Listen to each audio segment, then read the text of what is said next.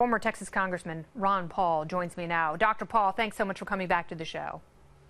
Thank you, Kennedy. Good to be with you. All right, so just how bad is it in Puerto Rico?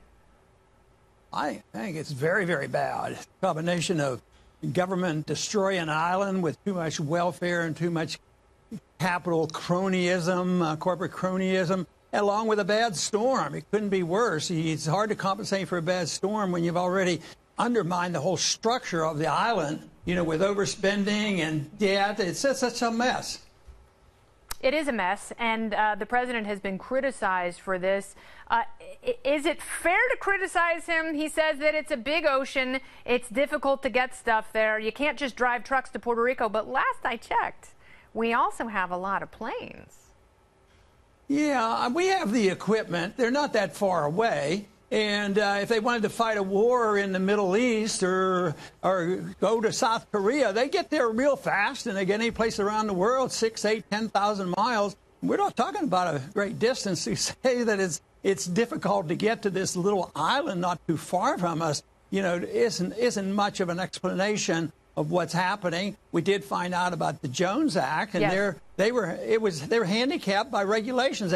They undermined the island's efficiency through socialism and welfarism. Then they have these regulations, so it proves that it's difficult to handle a situation like a natural disaster when you already undermine the structure and the smooth operation of an island or a country. And this is what we see. I fear for our own country. This might be a warning sign if we're not careful. There are some of our other cities in this country that are facing similar conditions. And if they get hit with a small, storm and maybe not even have a natural disaster, they might still have to face up to this because, I don't think there's a guarantee that our grid will never go out. And there's a lot of problem faces this because we have undermined the ability for our market to work. Yes. And you compound it with an unexpected event, and then you have this mess. So I don't think it's totally unpredictable. It's tragic, and obviously the hurricane was a mess. Matter of fact, I have personal experience about what hurricanes can do. So It is a difficult time.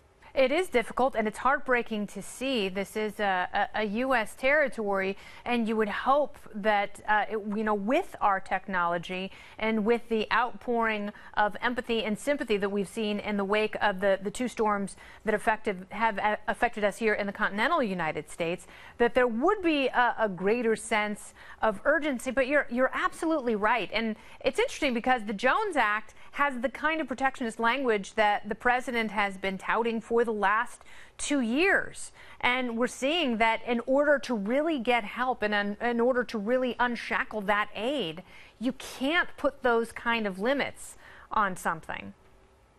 So they make the perfect argument. Well, what if in calmer times that you would repeal the Jones Act to make things more efficient for the island and lower the cost there, and maybe their debt situation be less. This idea that, in the tough times we get rid of some regulations and it's helpful. Sometimes cities and towns will get rid of some taxes when it's necessary to be helpful. Why don't they do that right on? If it's helpful, why just not have a policy like that? Low taxes and less regulations rather than waiting to be overwhelmed, overrun with regulation and debt. And they say, maybe we can do something about this, even though philosophically, the administration is for these regulations. But that's corporate welfare is what it is. We always say, and that island is a welfare state for everybody, including the corporations. And that's why they have that mess compounded, of course, by the hurricane. Dr. Paul, thank you so much for your time and insight. Appreciate it.